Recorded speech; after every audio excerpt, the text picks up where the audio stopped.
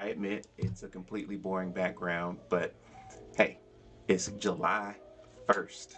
Means a lot for many reasons, but I did start off the year saying, hey, I'm gonna do this vlogging thing, give you guys some insight into how I've kind of, technically failed at all of my business plans in my previous years. Even though I've been very successful, I always have these goals and I miss them. And I was gonna chronicle all these things that I was gonna do differently to help me reach these goals. And so I got a couple blogs out there, and life happened. Life is busy. But more importantly, people think that being a realtor is easy, and it is not. So I think I last left off right before I went out to Vegas. It was a really uh, good, impactful, invite only event where I got to be around some of the top producers in the nation and hear what's working for them. I learned so many different things. Had a good times out there by myself, but mainly, something called ephemeralization. Learned about that. Learned some good tips and tricks for how to improve the real estate team.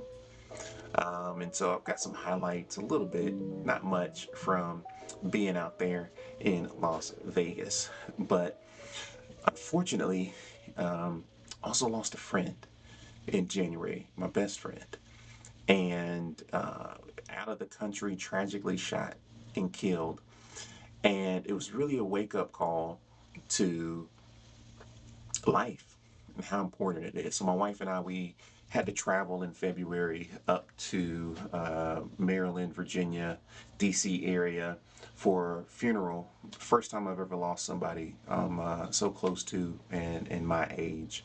And we spent some time up there together, her and I, but also celebrating the life of my friend. And it's been touching and inspirational knowing all of the plans that we had, all of the things that we wanted to do with our lives, how his passion continued to grow, even for some things real estate related. Even though he had a political science background and worked for the city of New York, this man was about real estate.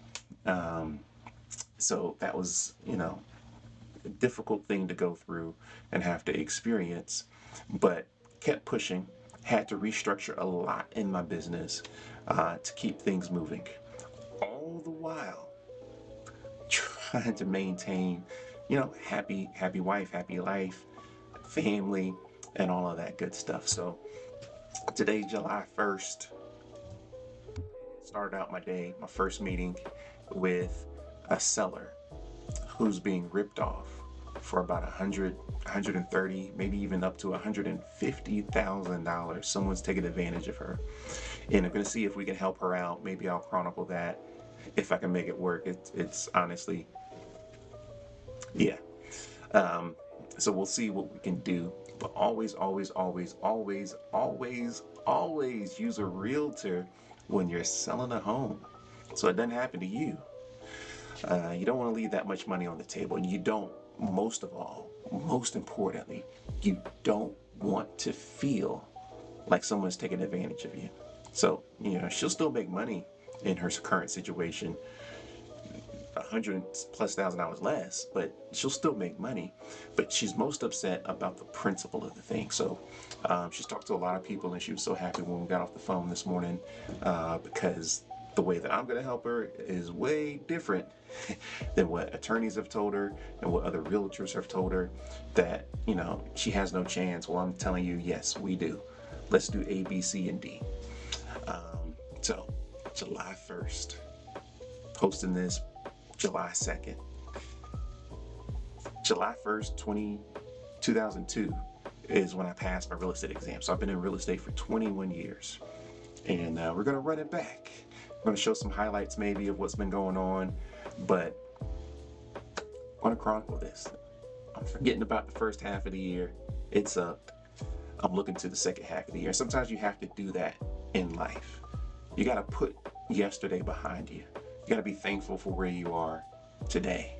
You got to be hopeful for what can come tomorrow. So that's what we're doing in this real estate industry right now. And yeah, stay tuned. More interesting stuff to come.